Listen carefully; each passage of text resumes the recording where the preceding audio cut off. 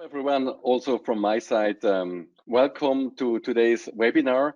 I'm really excited to discuss a challenging topic about predictive measures in sarcoma care, and it's a real pleasure to have, let's say, the foremost sarcoma experts in the world who really contributed excellently in this field. And I'm really wondering and looking forward to this discussion, and I like to hand over to Alex, please. Thanks, Bruno. Thanks for the invitation to moderate this. I'm excited actually to have here. I'm Alessandro Gronchi, surgical oncologist from the National Cancer Institute in Milan. And I'm excited to be here with you, Bruno, and our panelist, Dario Callegaro, surgical oncologist in Milan, and Michiel van de Sande, an orthopedic oncologist from the Netherlands.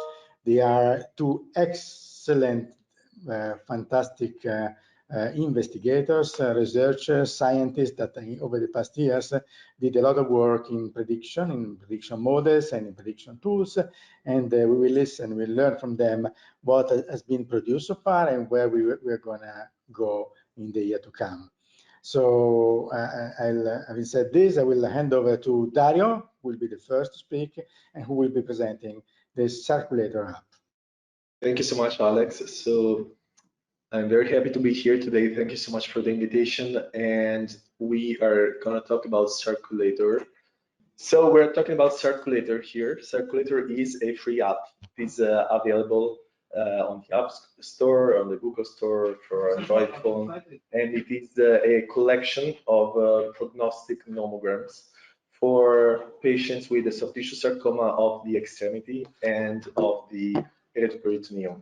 There are currently 4 prognostic models in the app, 2 for patients with erythroperitoneal sarcoma and 2 for patients with extremity soft tissue sarcoma. A new app is being developed, and a new nomogram for erythroperitoneal sarcoma survivors is going to be integrated in the app very soon in the next release that is due in a few weeks. So this is a summary of what we're going to talk about in these few minutes together, and hopefully we'll stimulate some discussion as well. So let's start with the nomogram for patients with erythroperitoneal sarcoma. We know that erythroperitoneal sarcoma are about 15% of all soft tissue sarcoma, and the outcome of patients with erythroperitoneal sarcoma is very different from one to another, and the histology and grade do play a central role in determining the survival and the chance of the tumor coming back both locally and the distant site. Also, tumor size, patient age, completeness of surgical resection, and multifocality are key prognostic factors that can be taken into consideration altogether in instruments such as nomograms. So this nomogram that I'm showing you, that is the one that is included in the Circulator app, was developed in 2013 by means of a collaboration of 4 sarcoma centers.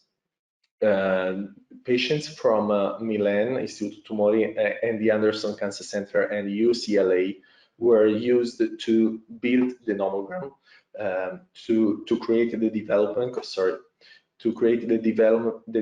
cohort of the nomogram, and the development cohort included more than 500 patients, and the nomogram were validated on another independent external validation cohort from Gustave Roussy. The time frame of patient collection was recent, let's say from 2000 to 2009. The nomogram did perform well both at internal and external validation in terms of discrimination, which is the capability of a nomogram to distinguish 2 patients with different prognosis. You can see that the variables that are included are patient's age, tumor size, and you can see that it's pretty clear the axis of the tumor size, because very large tumor are at lower risk as compared to large tumor. This is probably because there is an association between very large tumor and well-defined liposarcoma histology. Grade plays a key role, histology, multifocality, and the extent of resection. We also developed a nomogram to predict 7-year disease-free survival, and again, discrimination was pretty good at both internal and external validation. So when we look at the calibration plots that basically reflects how close the nomogram predictions are to the actual observed outcome. We can see that for most of the risk categories, the nomograms do predict well, meaning that what they predict reflects the actual outcome. So this nomogram for patients with primary retroperitoneal sarcoma was included in the latest edition of the JCC staging system and has been validated throughout the world several times. So here we can see a validation on an Asian cohort from Taiwan on 144 patients, and again we can see that the nomogram held a good discrimination and a nice calibration. You can see that the plots are almost all on the 45-degree line.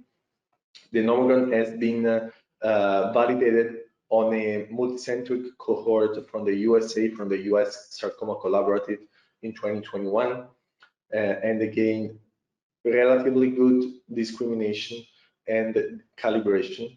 You can see that the discrimination of the DFS model is always a bit lower as compared to the OS model. This is because it's harder to predict the chance of the tumor coming back locally or at distant sites as compared to predicting the survival of the patient.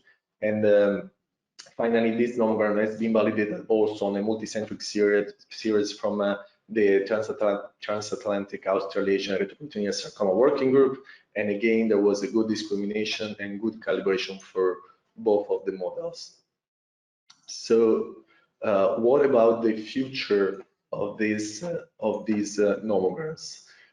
We have understood pretty recently that the outcome of patients undergoing surgery for primary retroperitoneal sarcoma has improved over time. You can see the survival curves of patients operated between 2002 and 2006, between 2007 and 2011, and 2012 to 2017. There has been an almost 10% increase in the overall survival over a 15 years period. So you may guess, so how can the same nomogram work well if the patient's survival has changed? Indeed, the nomogram doesn't work well anymore in patients that were operated in the more recent time frame. You can see from the green plot here that the retroperitoneal sarcoma nomogram underestimate the prognosis of patients operated in a recent time frame. So when we saw this, we thought, okay, we need to update the nomogram, and this is what we presented at CITOS the past year. We collected 837 patients to develop a new nomogram, and this nomogram was validated on another independent cohort of 230 patients. To split the development and validation cohort, we used a patient volume criteria. So high volume center were used for the development cohort, low volume center for the validation cohort, and we had a surprise. So this is what happened when we applied the old nomogram to the new cohort, to the new validation cohort. You see that there is a steady underestimation of the survival. But when we recalibrated the nomogram, it worked very well on patients operating in high volume center, but it overestimated the outcome of patients operating in low volume center. We know from studies, for example, from the French centers, that patient volume do impact the survival of patients with retroperitoneal sarcoma a lot. So we are now guessing, should we take the volume of the center into consideration when developing the new nomogram? So this is what we are working on right now. So in the app, there is also a nomogram for recurrent retroperitoneal sarcoma patients. These nomograms apply to patients with first local recurrent retroperitoneal sarcoma, regardless of the fact that the patient was initially operated at the sarcoma center or elsewhere. This nomogram was developed on a multicentric series with data collected from 22 centers. And we developed two nomograms, one to predict 6-year overall survival, one to predict 6-year disease-free survival from the time of surgery of the local recurrence. So these are static nomograms. And so the variables that we included, you can see that some refer to the characteristics of the tumor at second surgery, so multifocality, grade, quality of the surgery, histology, age. Some reflect the treatment that the patient already received. For example, radiotherapy after first surgery, number of organs resected at first surgery. Why is that? Because patients who receive inadequate treatment for their primary tumor do worse after the surgery of the local recurrence as compared to patients who are operated for the local recurrence after an inadequate surgery or suboptimal surgery. This was very interesting as well. This nomogram for recurrent retroperitoneal sarcoma has been externally validated as well on a series of 53 patients from Singapore. And again, it held a good discrimination and a very good calibration. I was telling you that in the new app, there will be a new nomogram for retroperitoneal sarcoma survivors. This is the dynamic nomogram, meaning that the prognosis prediction can be calculated not only at time of surgery, but throughout the first 5 years of follow-up. So when you see the patient in clinic 2 years after surgery, and the patient is going to ask you, what's the chance of the tumor coming back right now? You can answer this question using these dynamic nomograms. You can see how the prognosis of the patient improved from the date of surgery throughout the follow-up without any event. But in case of local recurrence or distant metastasis, there is a huge drop in patient prognosis. And again, it's going to start to rise again if the patient doesn't experience any further event. So the nomograms, the dynamic nomograms again had a very good discrimination, both internal and external validation, and very good calibration throughout the different time points. What is it good for, this dynamic nomogram? Well, you may use it to tailor the follow-up of the patients to their actual individualized updated risk. Or you can use this nomogram, for example, to address the goal of the treatment at time of local recurrence, because you have a real expectation of what the prognosis of the patient is going to be. And you can use this nomogram to stratify patients in trials in the metastatic setting as well. So moving to nomograms for extremities of tissue sarcoma, we published these two nomograms for overall survival and distant metastasis in 2016. These nomograms were developed on a series of patients from Milan, 1,400 patients, and validated independently on 3 other sarcoma centers from Europe and North America.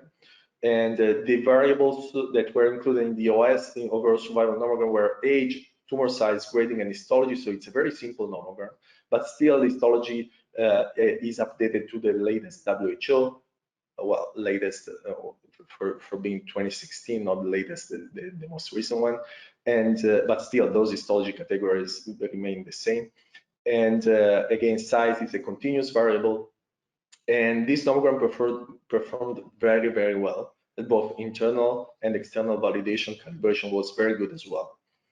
And this nomogram has been again externally validated on a multicentric series of patients from the US. And again, calibration was very good. Discrimination was very, very good for both the overall survival and the distant metastasis nomogram. This is another validation of the same nomograms on the NCDB database. Again, the nomogram performed well, and it was nice to see that for some histologies, for example, UPS or MPNST, this nomogram was not ideal. So there are some efforts that are going to improve the prognostic capabilities of nomogram in specific histologies, for example. So how did we come to use these nomograms to select patients for chemotherapy? So the first observation was that in this series of patients of almost 4,000 patients of this retrospective cohort, that was used to understand the role of radiotherapy and chemotherapy in patients with extremities of tissue sarcoma. So in this paper from EJC, we observed that there was an overall 5% benefit from chemotherapy, and that this benefit was not significant. But when we applied this circulator to stratify patients, we observed that the hazard ratio of no chemotherapy versus chemotherapy was higher for higher risk patients. as if only higher risk patients could benefit from chemotherapy. So from this observation, we worked on clinical trials. At first, we worked on the 3 versus 5 chemotherapy trials, a trial performed by the Italian Sarcoma group, and that showed that basically neoadjuvant chemotherapy with 3 courses was equivalent to neoadjuvant chemotherapy with 3 courses plus adjuvant with 2 courses. And again, when we stratified patients according to their circulator predicted risk, we observed that the response of the tumor to chemotherapy was associated to better survival only in patients with a high risk tumor, the red one, and intermediate risk tumor, the blue one.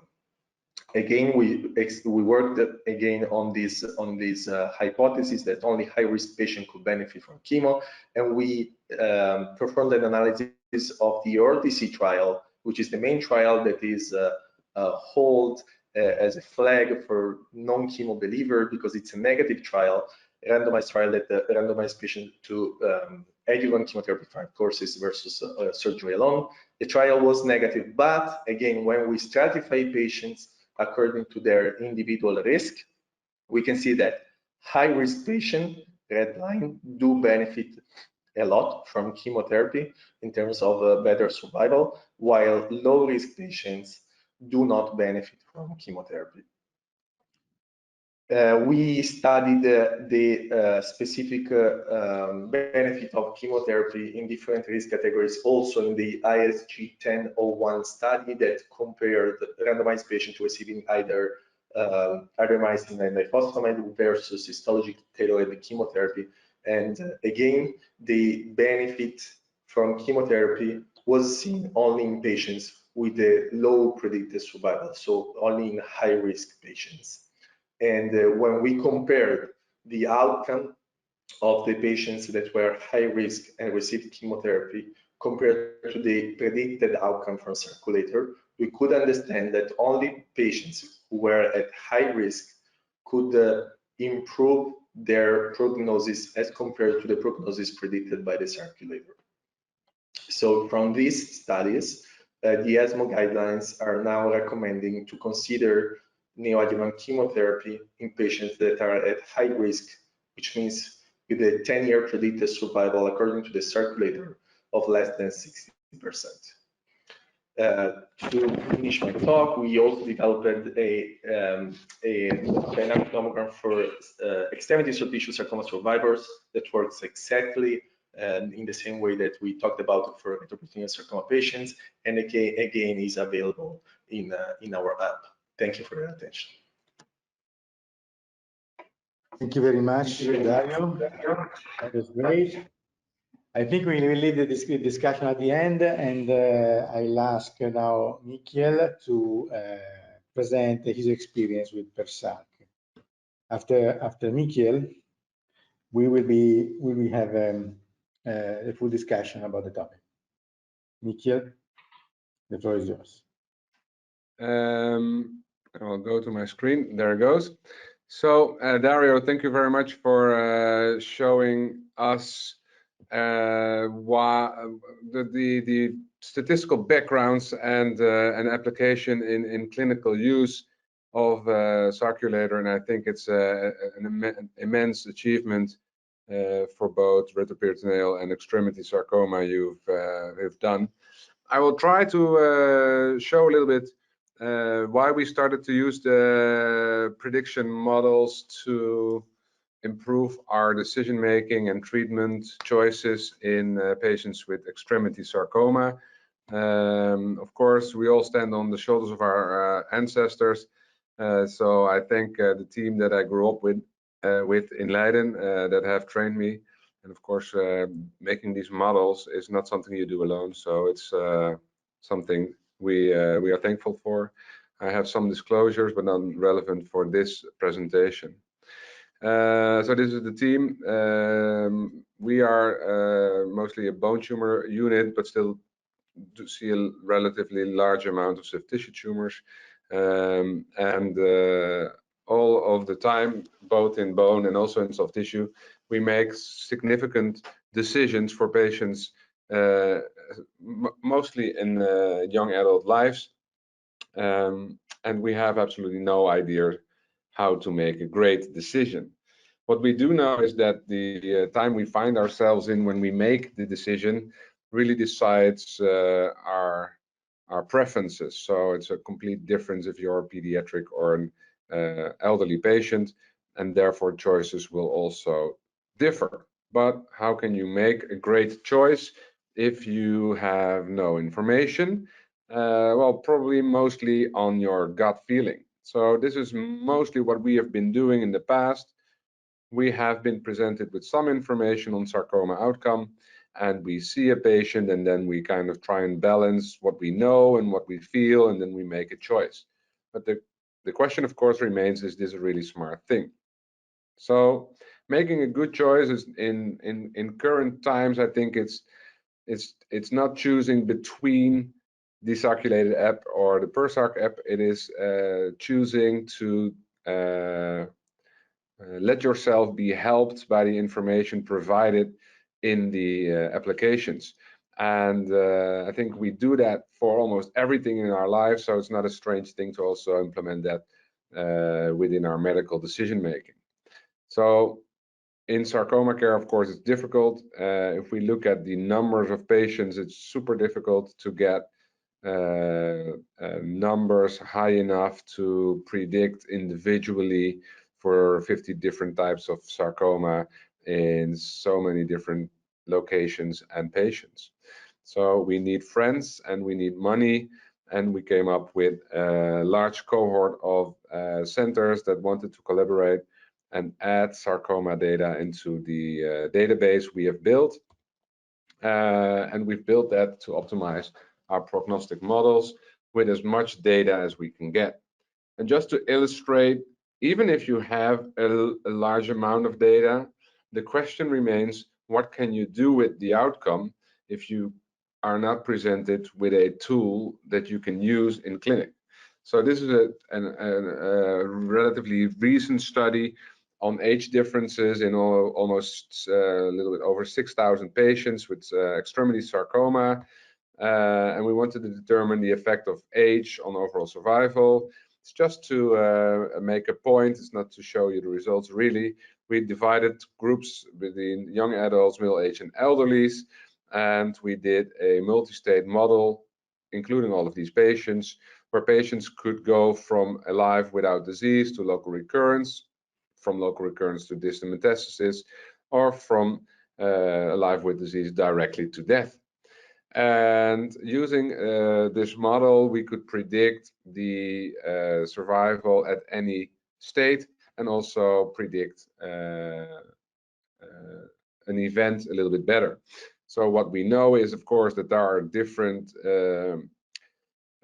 times on which we find certain subtypes of sarcoma. Younger age, more synovial sarcoma, older age, more UPS. So there is a large difference. And over the last 30 years, we've lumped all of these sarcomas together and named them as soft tissue sarcoma, but of course, they're not all the same.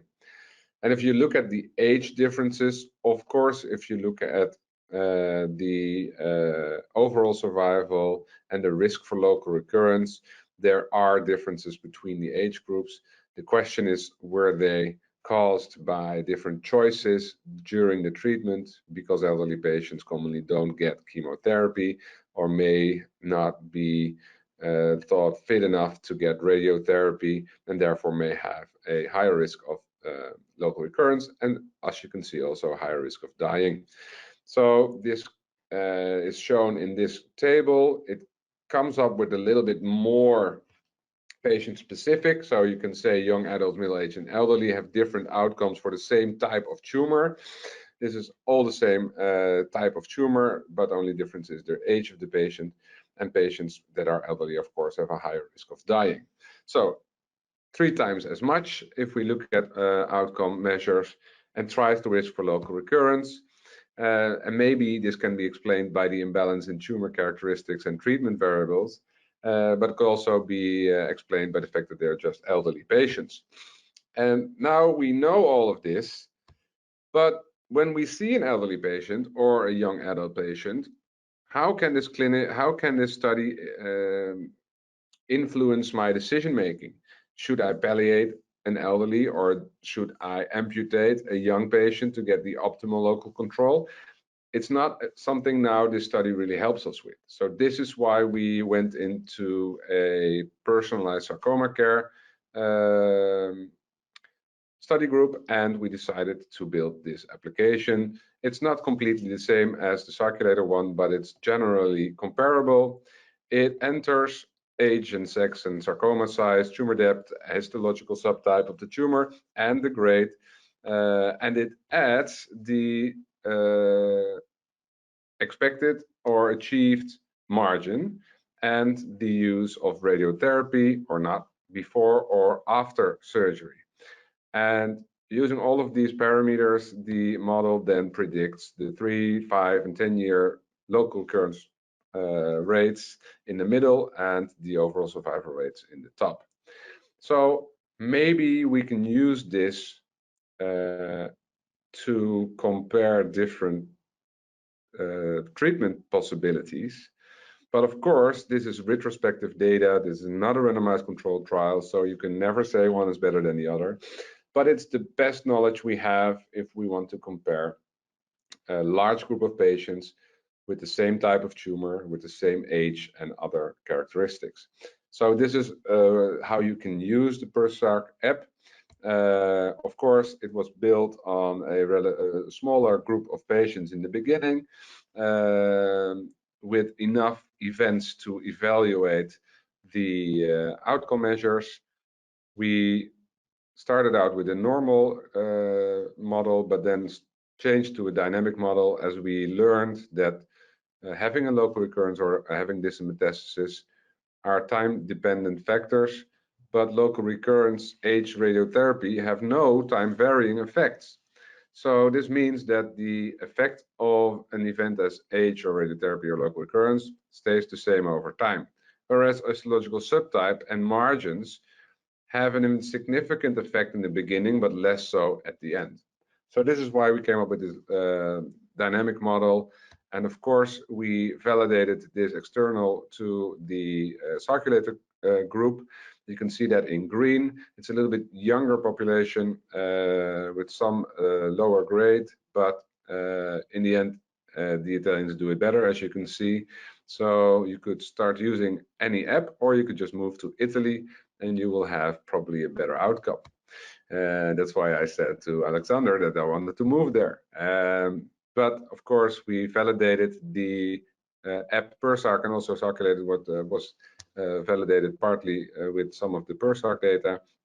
And you can see the same graphs as Dario showed. They're both relatively good in predicting the outcome when we compare the predicted outcome to the achieved one. So now we know this risk, and we continue to have to ask ourselves, do the patients really want to know this risk? This is something we will evaluate in a prospective trial that is running in the Netherlands right now. And how can it help patients making decisions when we know this predicted risk? So if we look at a expert survey on a lot of sarcoma specialists, factors influencing chemotherapy recommendations were mostly histological subgrade, histological subtypes, grade and size, maybe tumor differentiation and age. So there are a lot of factors that are making us decide yes or no to chemotherapy. But do we know what type of tumor, in what circumstance, and what patient is the best option to use chemotherapy? At present, we don't. And if we ask them, do you want to use a application that shows you the risk of having distant metastasis for soft tissue sarcoma patients? Yes, they say 74% of patients, of the respondents, would use an application or prediction tool to indicate perioperative radiotherapy, and even more for chemotherapy. So there is indeed a great question from the experts to have such a tool. So that's why we we tried to look at the ability of the PERSARC app to show the clinicians a patient that should have chemotherapy or should not.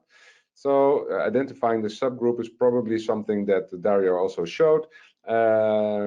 Is easy, is well done with the Sarculator app, and we just wanted to know if we could do the same. So we took only primary high-grade extremity soft tissue sarcoma of patients that could be eligible for chemotherapy, therefore being not older than 70 years. Patients that had chemotherapy should have had anthracycline and ifosfamide-based chemotherapy because that's the one that works. And we defined 3 risk groups, all almost the same size. So I'm sorry for this. Yes, the computer has its own mind. Looking at the differences between the groups of no chemotherapy and chemotherapy, there were 4,000 patients without and 1,000 patients with chemotherapy with almost the same age. Of course, there were more synovial sarcomas in the chemotherapy group because that's one of the most common indications, especially in Europe. But overall, the groups were relatively comparable. And this is the same graph that Dario showed. If you look at everybody, there's no difference between chemo and no chemotherapy. If you weigh the Kaplan-Meier for risk factors, there may be some trend towards a difference. But if you then use the application to define high-risk patients, in red, you can see the dotted line being the high-risk patients without chemotherapy, and the red line continues the patients with chemotherapy, showing a significant difference in the high-risk group, but not in the low and intermediate risk groups. So the high-risk groups is almost reduced with 40% for having a distant metastasis and death when using chemotherapy, if you are defined the high-risk patients by our model.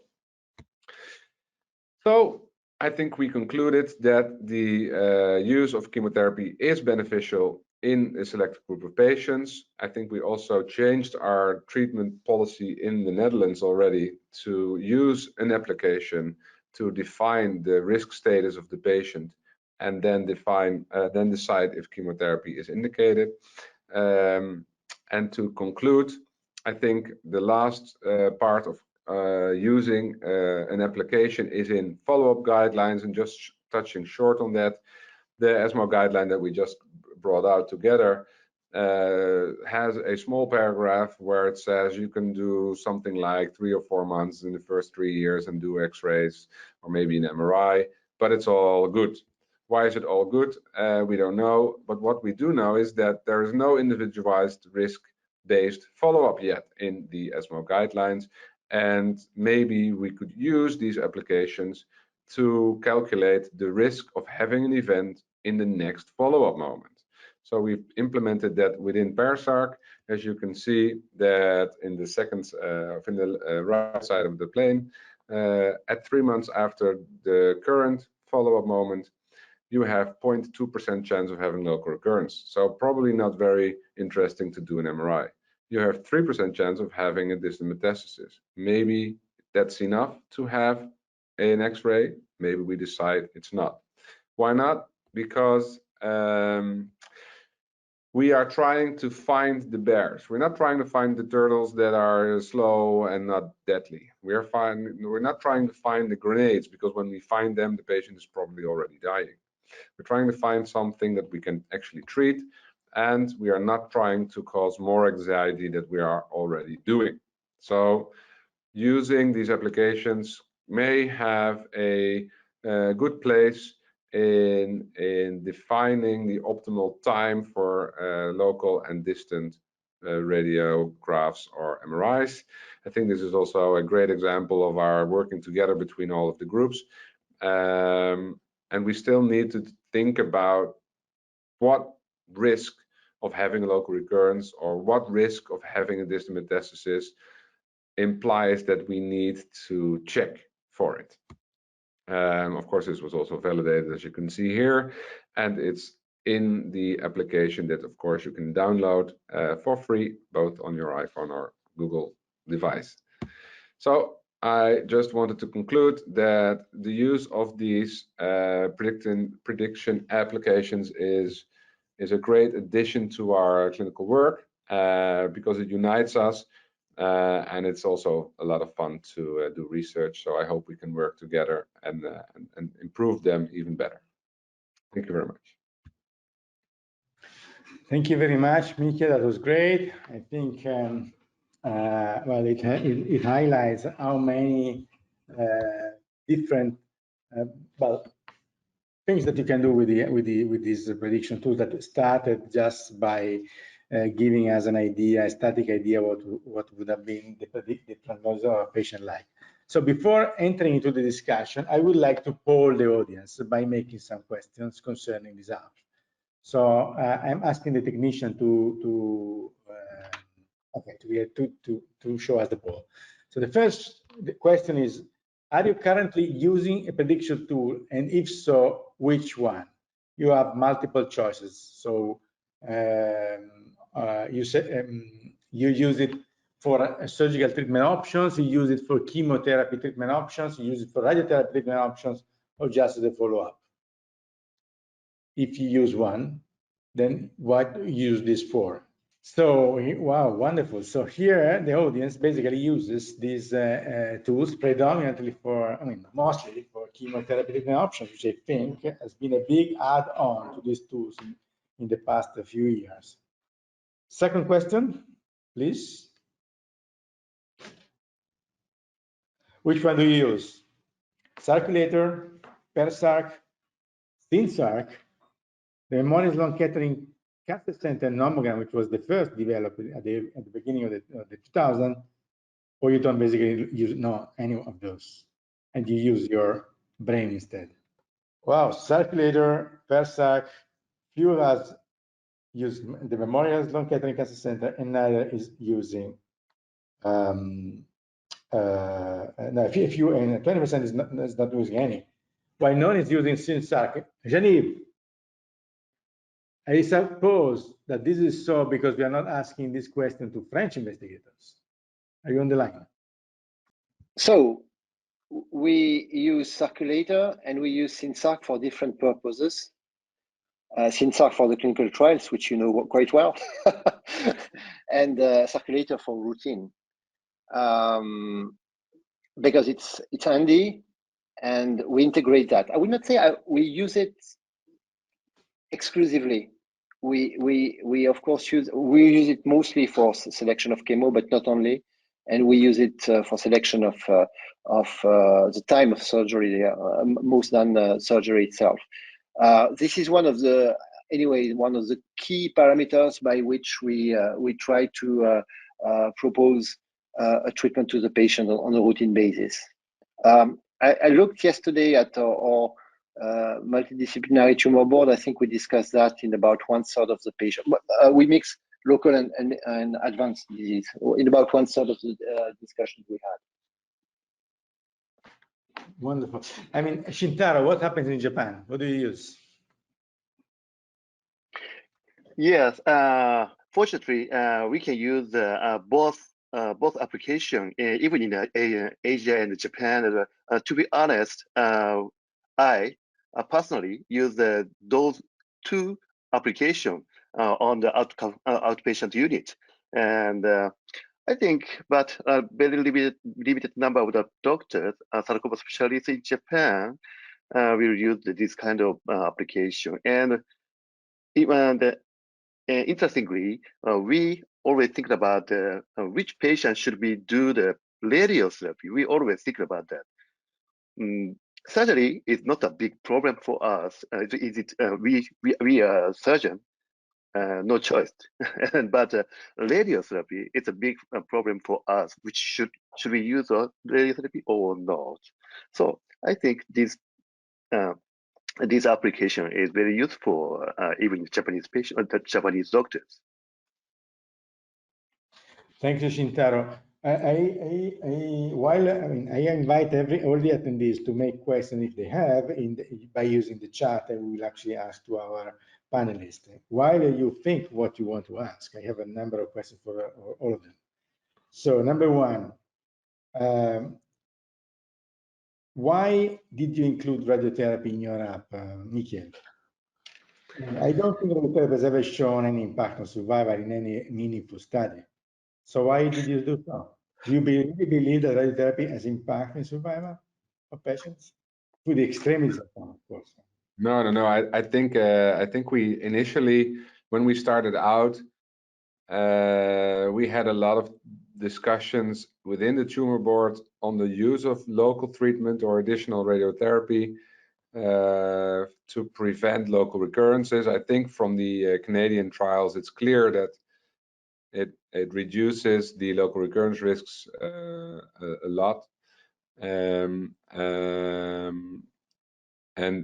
the reason really that we did it was mostly to show everyone that even in elderly patients or also in other indications, the effect of radiotherapy remained very robust and clear. And especially in the Netherlands, many of the radiotherapists now use it to discuss with the patients the reason why they are doing radiotherapy. So it's never been to assess the improvement in overall survival, but mostly in local control. Can I make a comment, Alex, on this?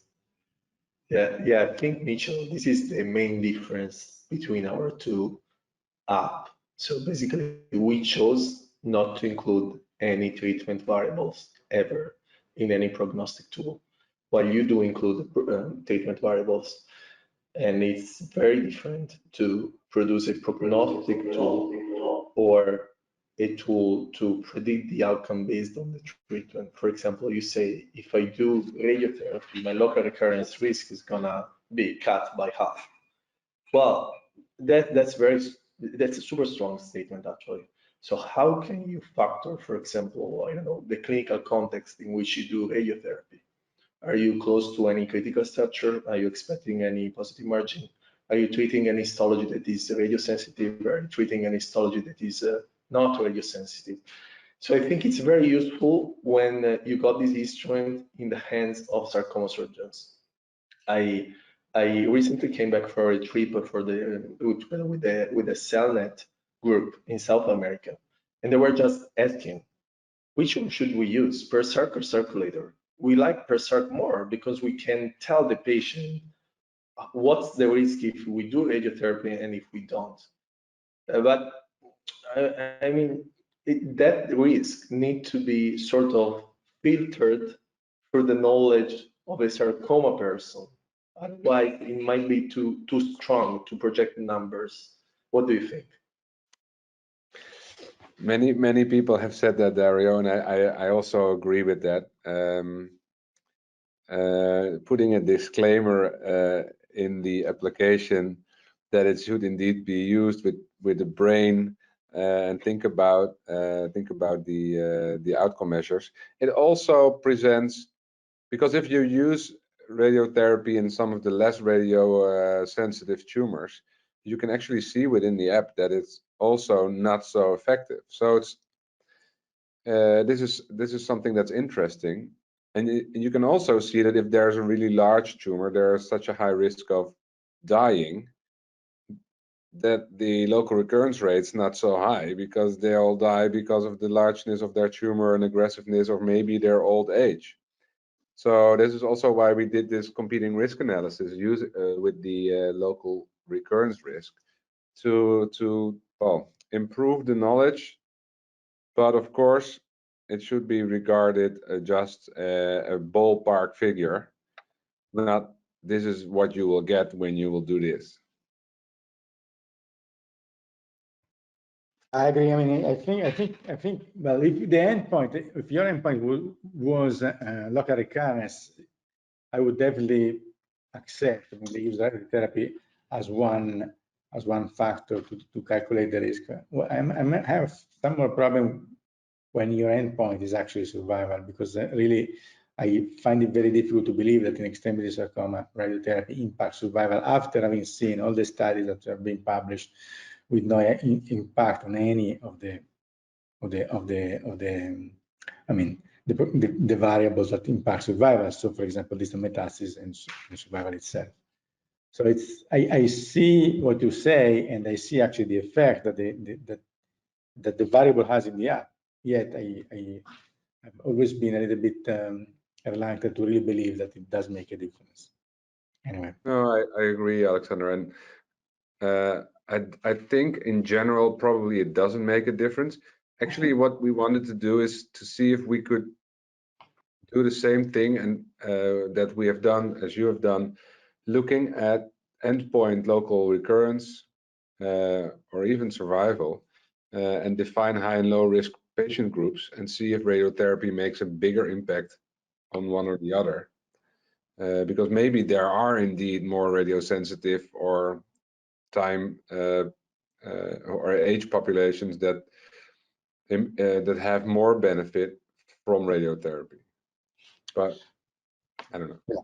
So we have some questions in the chat in the question actually system, and so somebody is asking, and Philip Hansen is asking, how is the nomogram calculated? Is there a mathematical equation that we could look at?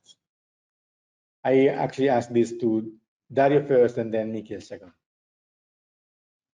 So most of the prognostic models are derived from Cox models.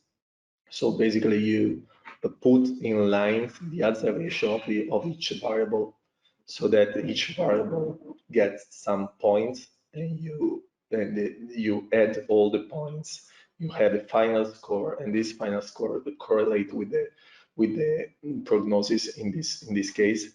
So basically, you're not looking at one variable at the time.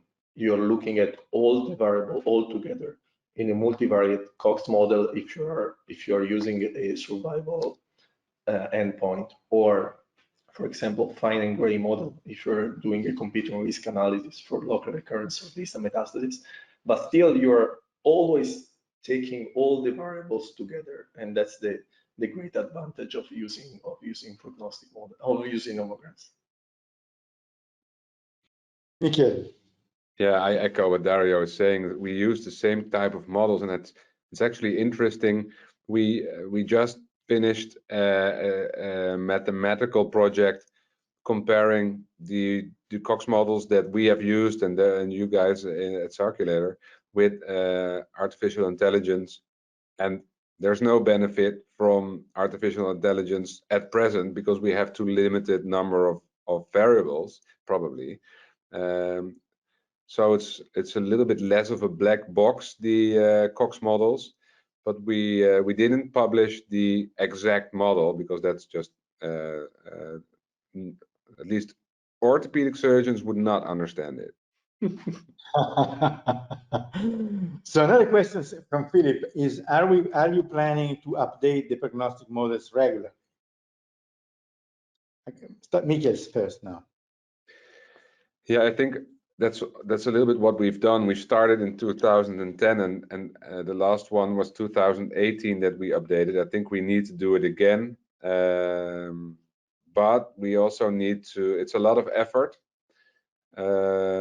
so we need to think about adding maybe new knowledge to the models, and it's tricky to define what parameters would be interesting, because we see all these papers coming out that such and such marker has a significant effect on outcome in such and such sarcoma. But there are so many of those markers that it's going to be super difficult for us to keep the model usable or simple enough. So, I think the question of the adaptation of the models to the new data is a very important question. Two limitations. First, it's not every day that a key prognostic factor that we were not aware of is jumping into the scene and changes everything. It's not every day, or at least if it happens, it's for a very small proportion of patients, most often molecularly, first. And second, if you want to compare what you do now with what you did in 15 or in 10, you better have similar description of the patient, because if you change perpetually the model, what are you going to say? the tool is so variable that everything varies, and you're floating in space. You cannot be strong. So you have to keep the model to some extent. Of course, you have to refine it a bit, but you have to keep the version of the model in order to be able to show that you are doing and changing things. This is exactly what you showed, actually, Dario. Do you expect that real-time data would make a difference? Yeah, it makes a difference, but it has to be real-time data with a fixed tool to measure things. Defined parameters, right? And with common definitions. Yeah. That's right. That's my vision. You may not agree, huh? I agree that two things. First of all, number one, that we need to regularly update the estimates. So the parameters may have the same impact. It's something that actually Dario showed very well for sarcoma. So the parameters may have the same impact on prognosis, but the estimates change because overall the prognosis improves. With the same parameters, your patient may do better simply because you operate them better. I don't know, you treat them better. You give chemotherapy, for example. I don't know, something like that. And this has to regularly be done because nomograms become old quite quickly. I mean, the estimates, not the stool, but the estimate it is making becomes old. The second thing that I believe is that the incorporation of genomic data into these tools is, of course, I mean, something that sounds super interesting, super cool, super whatever. Yet, we have so far failed to find genomic data good enough to trump clinical data. I don't know what's your experience, Michiel, in the Netherlands, with your app, but for us, we have actually tried to incorporate, for example, I mean, SynSarc calculation into our app without changing pretty much the overall estimation of the risk. I don't know whether Dario wants to say something about this. Yeah, so we explored basically two things in the big data world.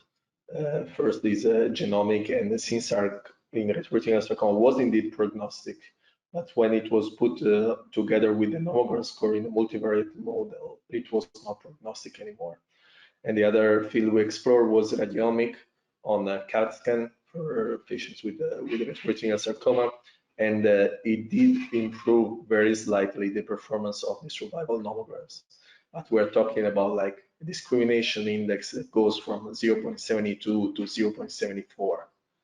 And at that point, when you use radiomic variables, you cannot use an app anymore. So for a very, very, very marginal improvement, probably it's not worth it nowadays.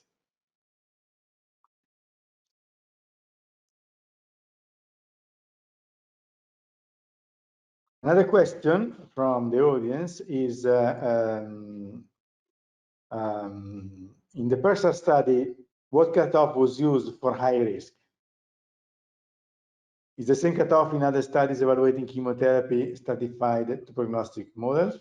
So it's basically the same cutoff, or you choose another one, Michiel?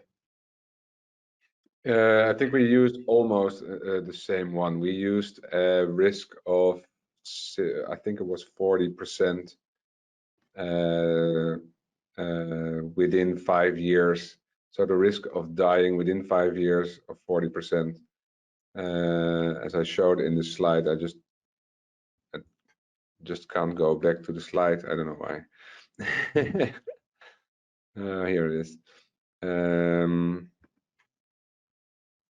We tried to look at the optimal cutoff value, but I think we, in the end, decided that it was more appropriate to look at 3 comparable groups than to continue to change the risk. So yeah, the risk is set at 67% overall survival at 5 years.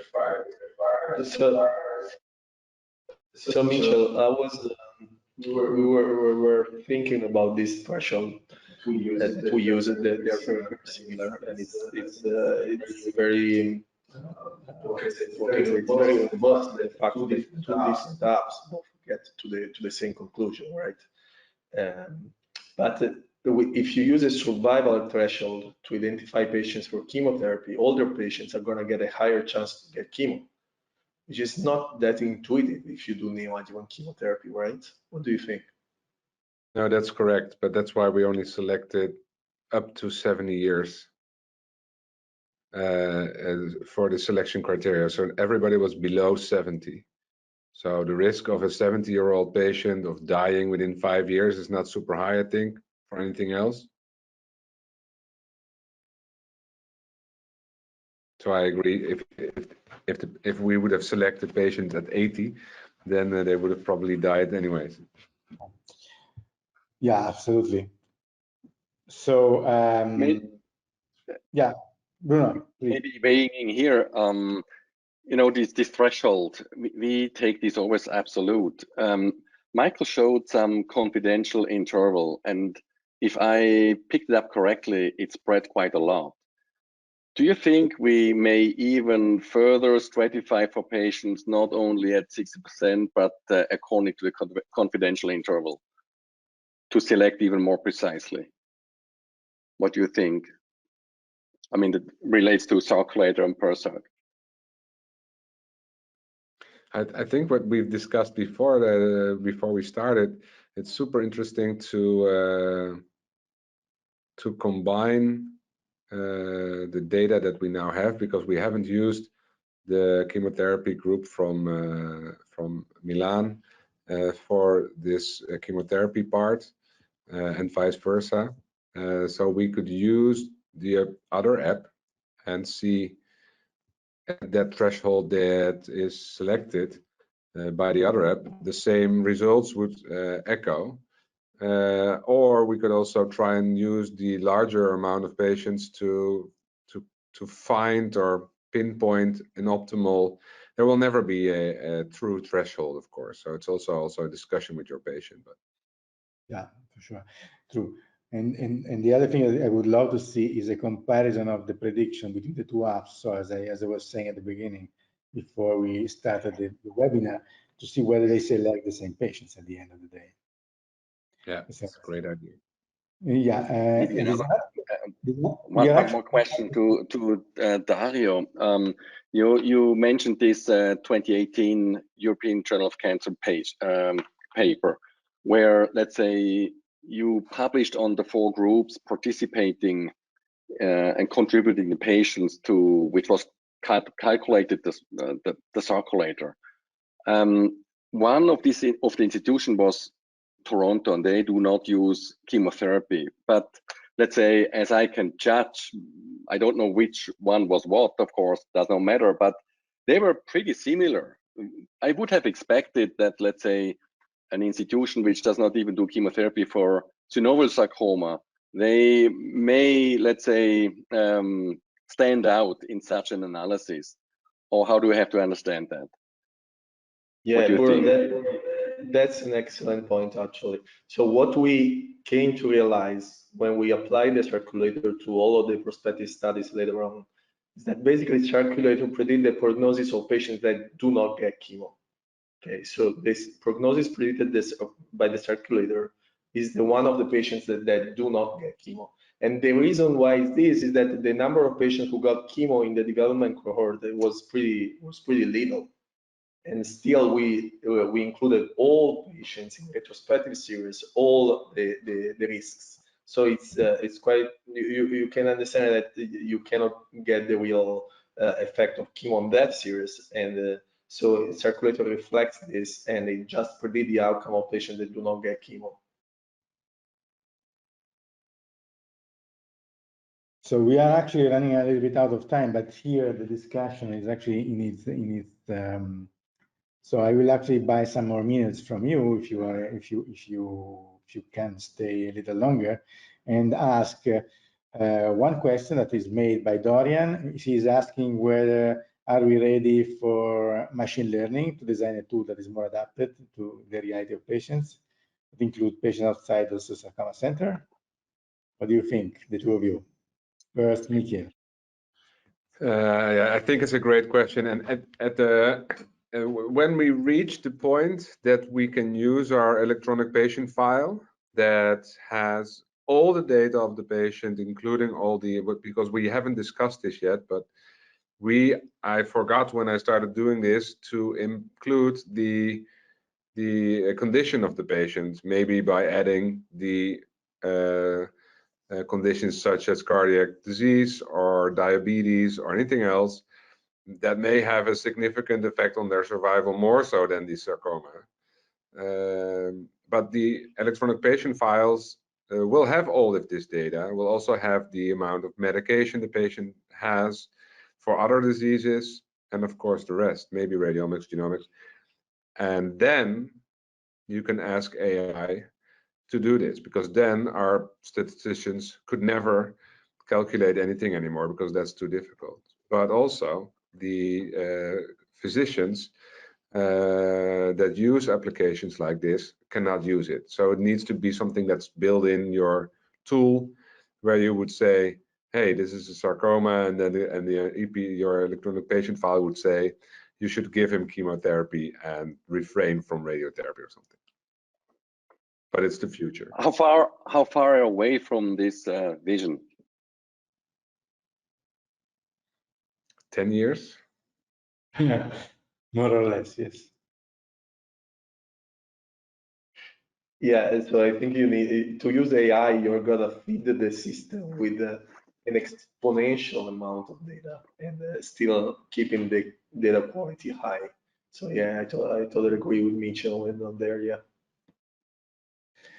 Another question in the app is asking, what if the patient can't receive the standard dose of chemotherapy? Should we still consider him candidate for chemo with a reduced dose if I risk on the either nomogram, no tool? Dario first now. Well, that's a good question. When we look at the past chemo trial, for example, the first TC trial, we always say that the chemo dose was not optimal, so that we should not draw any conclusion on that trial. So you gotta share the uncertainty with the patient and take a shared decision. I don't have the right answer, nobody has. And but now at least the evidence towards the role of neoadjuvant chemotherapy in a subgroup of patients is stronger, even if it's not still prospective randomized. So you can play with all the evidence and see where you go. Yeah, I think from looking at the data that we had from the retrospective part, first we added all chemotherapy patients with any kind of chemotherapy, and we found no effect. So if you can't do it right, it's probably not going to work. And of course, when patients become more than 60 years old, probably you have to reduce the dose a little bit. But maybe the effect of a reduced dose in an elderly patient is the same. We don't know. In general, I do believe that if you cannot give the proper dose of chemotherapy in the adjuvant setting or neoadjuvant setting, you should not give it. Simply should not give it, because there are too many then uncertainties, and the risk of doing an useless treatment is pretty high. Now, finally, Philip was asking, should we or should we not adapt the tool to each own institution, since the calibration is not perfect? So everybody adapt the app to its own institution, because to get the perfect validation, calibration. Dario first now. Yeah, so that's an excellent point. Indeed, the validation studies are very important to understand where your nomogram can be applied to your population. The point is that now we are seeing that pretty clearly that the outcome of low volume centers versus high volume centers is different. And at some point, we're going to need to take this into consideration in prognostic tools. We cannot pretend that it's not happening. But patients treated in high volume center do better, and somehow we need to acknowledge this. Or we should get the patients into the high volume centers and stop treating them in the low volume centers. Actually, Actually, I fully agree with that. It's also a question of network. I mean, a small volume center, which is part of a network, can provide reasonably good results, not for everything, but it can help us to do the difficult thing in large volume center. So the model should be applied to states, actually, to nations, and to look overall at nations, what is happening. I know it's not easy, and it requires a lot of things, in particular the healthcare system to make mandatory referral, which is, we are not there yet. But I would say that that's probably the solution. Maybe not nation, but networks. National networks, if you prefer. Yeah. Unless we're only one Europe, one country, which is not immediate. So talking about volume, I think we all agree that we have to add further quality indicators, but which one is the correct one? And I know Jean-Yves put this up from the French Sarcoma network and the volume. That's why we are discussing this. And I'm just referring to a recent JCO article, which was a large-scale analysis from Germany. And that said, there was also an editorial about that with the name "Keeping a Safe Distance from the Surgical Volume," from the surgical volume standards. And there in that study, they detailed that, one big problem with volume itself is that it merely bases on mortality, and that with the sarcoma does not, let's say, skews the data. So the question is, as Jean-Yves was pointing out, do we have to be more specific than just volume? Because you said, lower volume centers may fare equally, maybe not for all, but do we have to define more detailed measures instead of just volume? Maybe. First, certainly volume is not all, and also there is a ratio between volume and resources that you have. So if your volume gets too high compared to the resources that you have, your quality may start going down instead of going up, which I think is another political thing to take into consideration, because if countries basically buy the concept of regionalizing care, they should also understand that this needs resources reallocation to actually get the patients. Otherwise, we will not serve these patients well as we intend to. So there's another question from Sylvia that I want to take before we close, which is about you have the two apps. So she's asking about the fact that certain histologies or other parameters such as size seems not to suit one of the two. So basically, certain histologies are present in one app and not in the other, and size is one app and not in the other. What's your comment about this? Michiel first. Well, I think size is just representing the age of the tumor as well as the aggressiveness. So I think that is a great thing to implement in your model. And for these specific subtypes, I think we just didn't have enough patients to get 50 different subtypes in there. But in the end, we really would and should try to get as many subtypes in there as possible.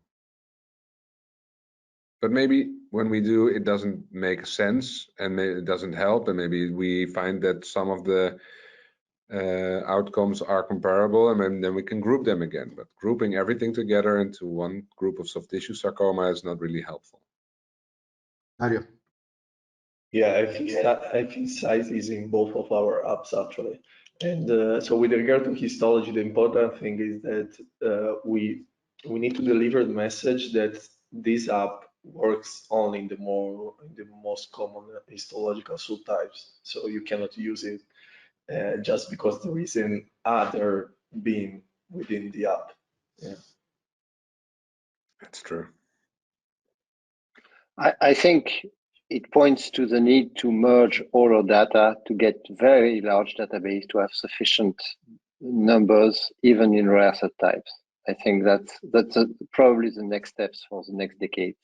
If I have to guess which the next step, if I have to hope, let's say, which is my hope for the next steps, more than incorporating genomic data that I don't see really improving these tools yet very much, is the collection of the emerging series on a global scale in order to be able to be more granular on each histology types and reduce the confidence intervals of each histology that we actually calculate the risk for.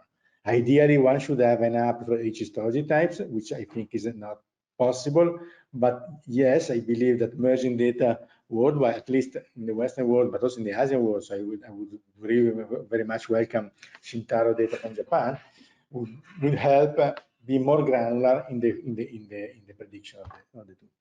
So I think, Bruno, we are actually 15 minutes past. I don't know when I want to say anything to your audience. Well, basically, you urge us to conclude then. I think we always have to stop when it's, I think we can go on forever. But I think you made a very nice comment. I think the key point is the data. And we have to improve on the data. And I think we all are clear. The question is just how. And at this moment, I want to, let's say, raise up the notion that cancers has a special issue on data assessment in sarcoma care, and which should pave the way for predictive outcome analytics. And I think we should have a current state of what is going on with global data in sarcoma. And I think that might be opportunity just to know where, on which continent, what data are how collected, and how we could team up. And I think that would be a tremendous effort we could all contribute. And I think that all goes in this direction. So I think you are also contacted in that regard, and I think it would be great if you all within your networks consider to contribute. And I think we could take up there just what Joy said, that should be the topic of the next decade. I think that would be fantastic. Having said that, I really enjoyed this discussion. It's just awesome. It just shows how we are desperately looking for new ways how to improve the care for our patients. And I think it's just excellent that we have this opportunity to discuss like we did now, spanning the continents actually. And at this moment, I would like, of course, to thank our sponsors, PharmaMar and Bayer, Novartis, and Implantcast to make this possible. And of course, all of you, I mean, in the panel and of course in the audience. And I'm really looking forward to the next webinar case discussion in a month from now. And if you have any questions also for improving the situation, just let us know. And thank you everyone to have prepared and to have this excellent discussion.